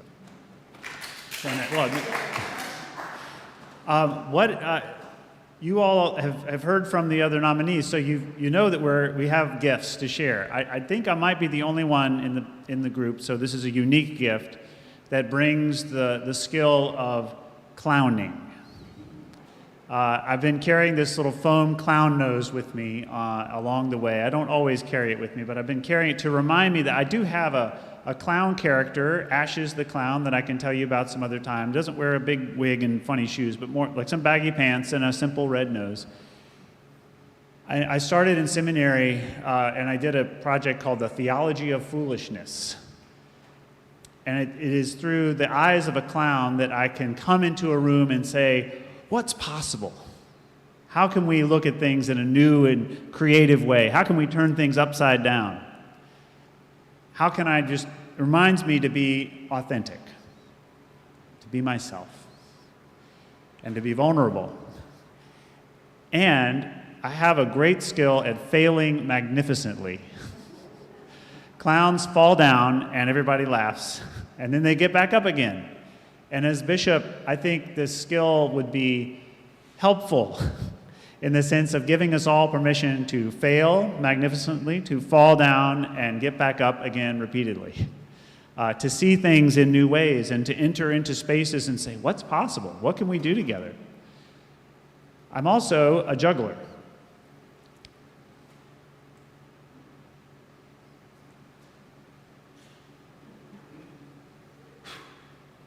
And literal juggler, but also a figurative juggler, and then I keep lots of balls in the air. I don't know that that's unique either. I think that a lot of clergy have to do that. But all that's to say is I am very comfortable with many things coming at me and figuring out how to make it a joyful process. I used to work in mediation and conflict resolution. I think this is something else that's unique. I think many of us are good listeners. The unique skill that I think I bring is ability to listen and to ask questions, to listen for the concerns that are underlying a conflict.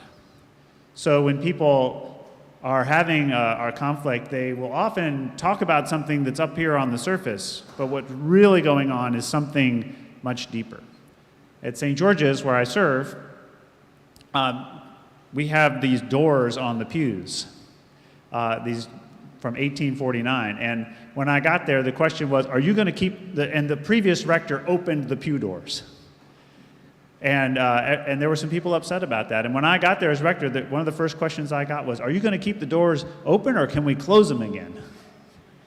But I was listening for an underlying concern, which was, how are we going to look after our history and our traditions? How are we going to honor our heritage? But also a concern which was about hospitality. How are we going to make this place welcoming so that when people come in, they know that they have a place to sit and this door being open communicates that. So I'm good at listening for the underlying concerns. And I think in our diocese we have a lot of situations where people are talking up here, and I think I can help people talk on a deeper level.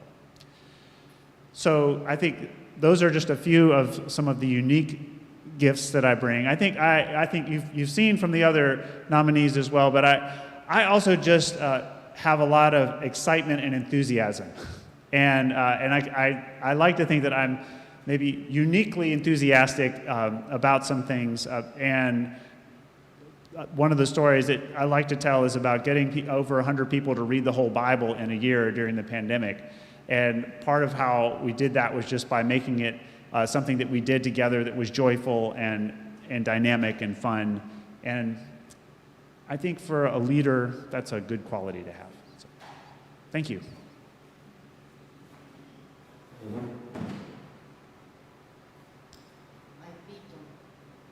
My feet don't quite touch the ground, sorry.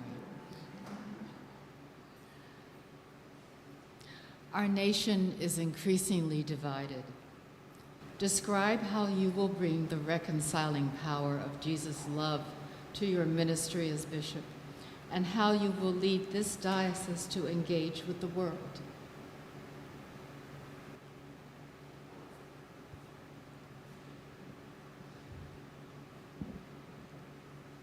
Well, going back to the unique skill of being somebody who used to work in mediation and conflict resolution, reconciliation is something that I care deeply about. And I think another piece of what I'm really good at is helping to name things that are sometimes hard to name in ways that folk can hear and understand. And I'm good at trying to tell the story about things that are sometimes hard. How will we bring the reconciling love of Christ into our divisions? I know we don't have any divisions here in Winchester. Everybody's all on the same page about everything, right? Our church is divided, our world is divided, and I don't think we stand a chance of coming together without Jesus.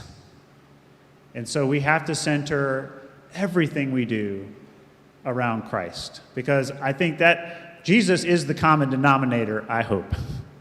Jesus is the reason we're all here, and if it's not, then we might be in the wrong place. So how can we center everything we do around Christ? I think, and the practices of following Jesus. One of the gifts of the Episcopal Church has given us in recent years is the way of love. How many of y'all have heard of the way of love, 7 practices for a Jesus-centered life? I think we can come together around the way of love, turning and repenting toward God. Now, what that repentance looks like and about what we talk about may differ, because some of us may want to talk about repentance in one thing and others of us want to talk about repentance in another way. But we all know that we need to turn to God. Prayer. Prayer is, and I think praying for one another and with one another brings us together. And then there's worship. When we worship together, when we receive, all of us come forward with the empty hand and we receive the Eucharist. That brings us together. We are all agents of blessing in this world. The sixth one, I think, is the one that's maybe most relevant or more to this particular question about division. It's go. And sometimes people wonder, what's the go? That means crossing the lines of difference, crossing to the other side of the street, crossing to the other side of the political spectrum. Jesus crossed boundaries. You may have heard about a division in Jesus' time between the Jews and the Samaritans. Jesus lived in divided times, y'all. And so we see a model of how Jesus went into those places where he wasn't supposed to go and talked to those people that he wasn't supposed to talk to, and brought healing and hope and love. And then finally, the last of the practices is Sabbath, or rest. And I think we can come together around rest. Does anybody here not need a rest?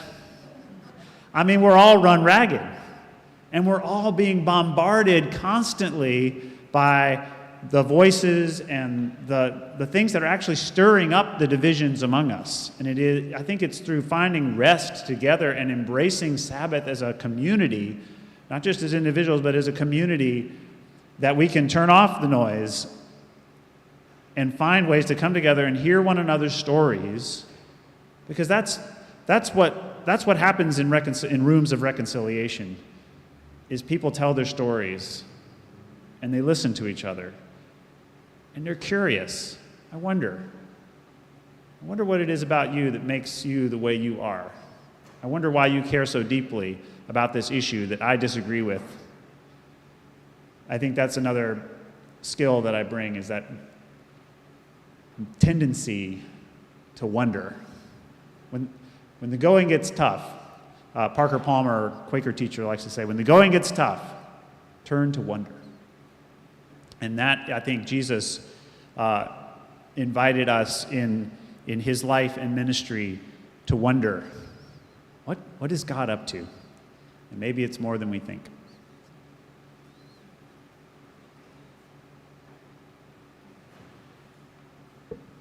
Sorry, I have to keep doing this. Many are concerned that churches face dwindling membership and resources. What opportunities do you see for the Episcopal Church to grow?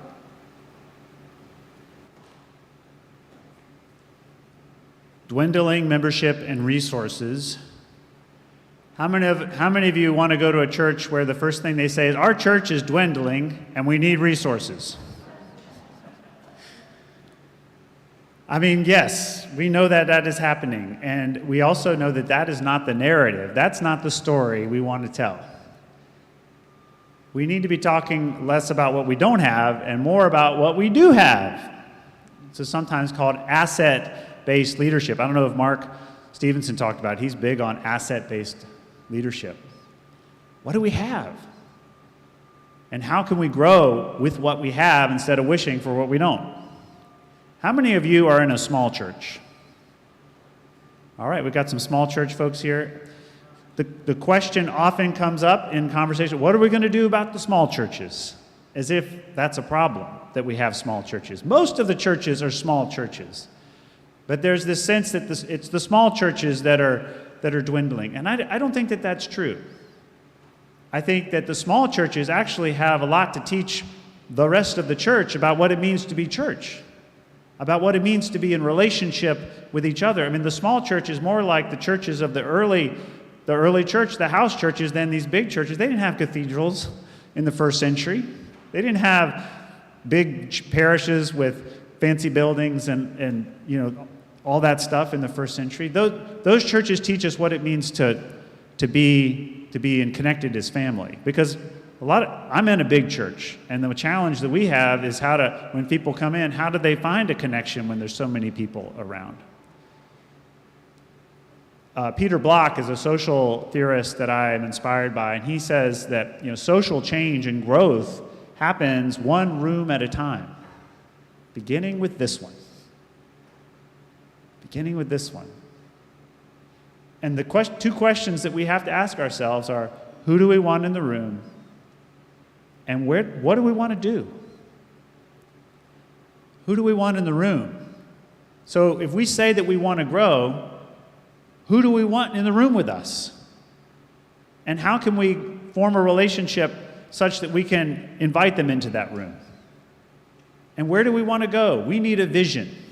We need a trajectory. We need something that we can say to folks, hey, we're in this room talking about this, and we're talking about going there. You want to come along? We can't grow without a vision.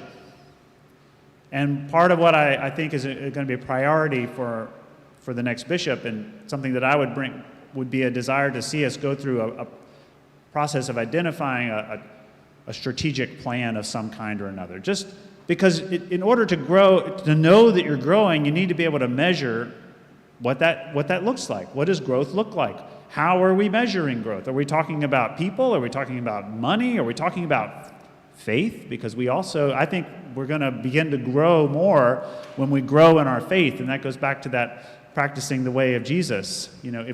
And part of what I think needs to happen in terms of faith growth in the diocese is for the diocesan leadership to say, here's what a path of discipleship looks like. Some parishes have something that is clear, and other parishes, it's, when people walk in the door, they're not sure what we're doing or where we're going. And so to have a consistent and a clear articulation of what it means to be following Jesus and how we grow in our faith, whether you've been here for a short time or a long time, will help us to grow. And I've learned in these meet and greet sessions that I can go on a while, so I'm going to stop talking and let her ask the next question. Thank you.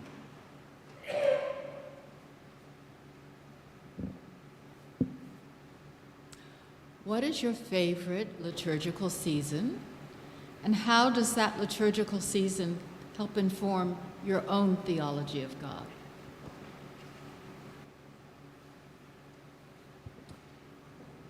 How many people love Advent the most? Not, oh, okay. How about Christmastide? Okay. How about the season between Epiphany and Ash Wednesday? How about Lent? Got some Lent there, okay. Eastertide? Okay. Well, I've been all over the map. I would say years ago it was Advent. More recently it's been Lent. But this year it's been Eastertide. And I mentioned that we did this Bible challenge during the pandemic. We've started a new Bible challenge at St. George's that began the Sunday after Epiphany, where we're reading the readings of the daily office in the prayer book. And some of us are reading year 2, which is the year we're in now, and some of us are reading year 2 and year 1. And it's really made my Easter really cool, because I've been thinking about it in terms of why did they pick these readings for this season? And the Lenten readings are kind of all about sort of like, for the folks who are preparing for baptism, it's about sort of like helping them think about, the journey toward God and being in the wilderness. And then once we get into Easter, and you think about folks who've just been baptized, now comes like the course in what it means to be a Christian. And the readings are all about sort of like the exodus out of Egypt, and then God giving the law to Moses and the people, and like giving them a way to live and to follow God. And we get Matthew and we get Luke in the Gospels, where Jesus' teaching begins. You get the Sermon on the Mount, the Sermon on the Plain, and in the epistles we get these letters of encouragement from Paul to the Thessalonians and the Colossians, and just saying like, y'all can do this. And it's just made my Easter really joyful this year, reading through those readings. And I'm sort of thinking about those who are newly baptized, and it's also just made me more excited to be a follower of Jesus this year. So Eastertide this year. Who knows next year? Oh, I think the second part of the question, I'm sorry, I missed it, was what does that say about my theology of God? Right. So God is complete and whole and perfect, and yet God wants to be in relationship with us. And I think what I'm learning in Eastertide again is that God is calling me into relationship. And what does that relationship look like? What are the terms of the relationship? And that God was, through the Scripture, God gave people, ways to say, this is what you need to do, and this is how you need to grow. This is what I expect. And God gave them like all this grace. The other thing we read John, 1 John, 2 John, and 3 John, which is all about God is love. And so it's reinforced for me in this Easter season that God is love, and God calls us into a covenant of love with God and shows us the way through Jesus. And so that's been exciting for me this season. Thanks.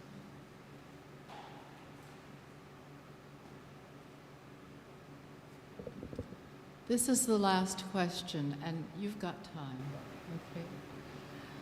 It's a complicated question in 2 parts. Based on what you know, name 2 strengths of our diocese and how you will leverage those strengths.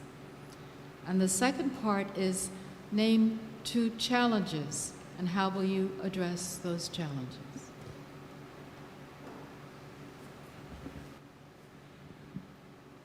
Another deep breath. 2 strengths and how I will leverage those strengths. Well, I'm staring at a strength right here. The people of this diocese and the congregations of this diocese, the parishes and the missions, the college chaplaincies, the camps and conference centers, the retirement communities, the related organizations. I mean, we've got vitality in the diocese that's just all the parts of the diocese you can see life and growth and action. Things are happening in the Diocese of Virginia. And I asked Bishop Goff this very question a little while back. It's, what do you see as a strength of the diocese? She says the congregations and the people of the diocese. And so how do you leverage that strength? I think part of it is you tell the story. You tell, and in our e-communique that some of you may get the email newsletter, you'll see they've got a little thing that says stories of the diocese. I love that. I want to tell even more stories. I want y'all to hear about what's going on in Fredericksburg and down on the Northern Neck and up in Northern Virginia and all over the place. And that's how we leverage those resources, because you may hear about something that's going on down in Heathsville that might work up here in Winchester. And then we leverage those resources by connecting y'all together. Y'all, if you watch the video that I made, I had the diagram with the network, so we connect those parts. But if you don't know what's going on, if you don't know who those other congregations and missions are, you can't benefit from those resources. So the second asset that I see in the diocese is our diversity. What a wonderful, rich array of people who follow Christ in the Episcopal Church, in the Episcopal branch of the Jesus movement, as Bishop Curry likes to call us. So we've got folks in rural areas and folks in urban areas and suburban areas and everywhere in between. We've got folks who speak Spanish and Korean and English and other languages that we don't even know about. We've got folks who are in traditional families. We've got folks who are in family groups that folks would say, what is that? And we've got something to learn from them. We've got folks who are lesbian and gay and bisexual and transgendered, folks who identify as queer and non-binary. We've got folks who identify as straight and heterosexual. We've got folks who are high church and low church and in-between church, folks who are doing things by the letter of the Book of the Common Prayer, and we've got folks who are doing enriching our worship and other kinds of things. We've got diversity. And what a gift to have so many expressions of humanity. We've got heritages and histories and cultural backgrounds. What an asset. Because we can reflect that vision that is in Revelation 5 of all families and languages and peoples and nations, a kingdom of priests to serve our God. And that leads us into, and again, part of how we leverage that is by making ways to appreciate the diversity that we have, telling the stories, but also inviting people into positions of leadership. And this kind of shifts us into the challenges. Because while we have diversity in the diocese, we don't see that diversity always reflected in the leadership of the diocese. And I'm going to acknowledge that there has been a lot of concern about the fact that in this bishop search, we didn't see more diversity in the slate.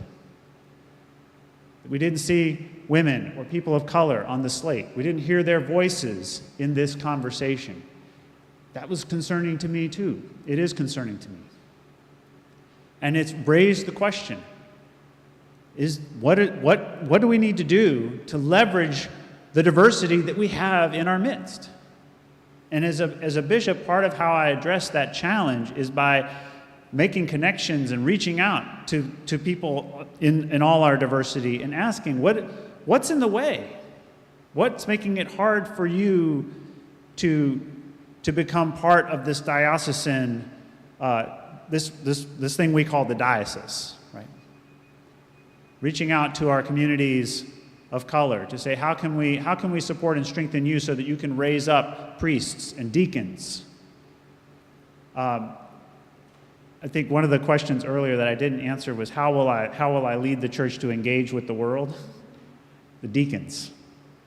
We need more deacons. We need a deacon in every parish. We need it, but here again, how do we get more of a diversity of deacons from all of our Spanish-speaking congregations, our Korean-speaking congregations, as well as our English-speaking congregations?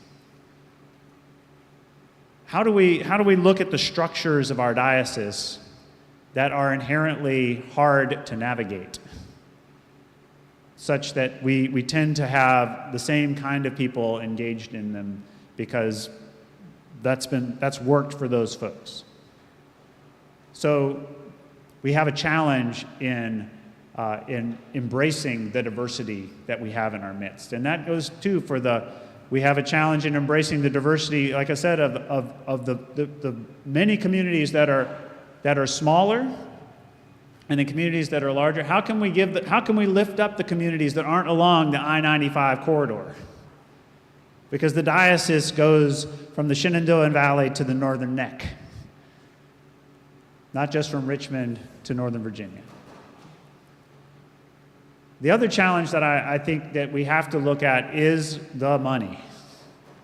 Because everybody said, well, if we just had more money, if we had more funding, then we could do all these things that you're talking about. We could do more of these things that you're talking about. I want to shift the conversation from talking about scarcity to talking about abundance. You've probably heard that preached somewhere. I hope you've heard that preached. But I also want to shift from talking about stewardship, which is about taking care of what we have, to talking about generosity, which is about the joy of giving. We passed a giving plan in the last convention, and that giving plan is going to be difficult for some of our congregations. And whoever the next bishop is going to have to do some work to help folks to understand why we need that giving plan. I supported it. I'll just raise my hand. I supported it. And also help folks understand how we can live into it. And I think part of how we live into it is by talking more about generosity.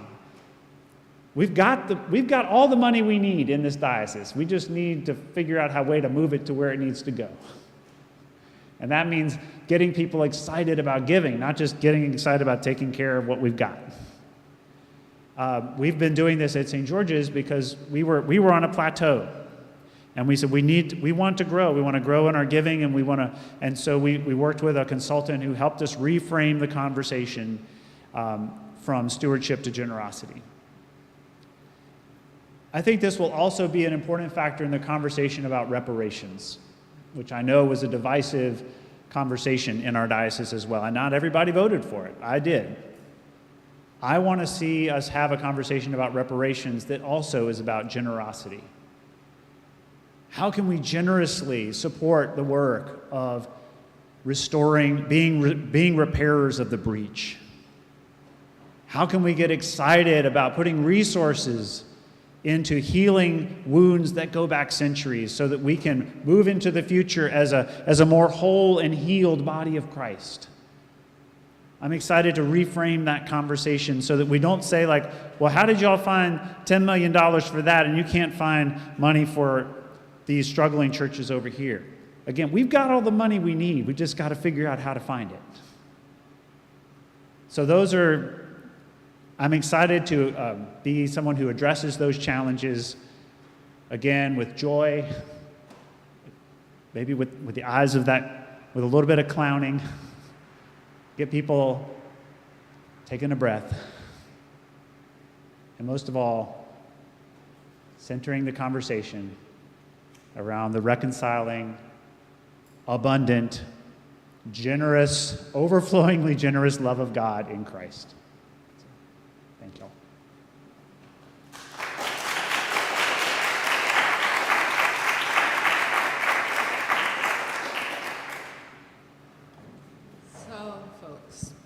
Thank you again so much for your attention. I interpret that kind of attention as God's love. Take care, be careful, have a lovely summer.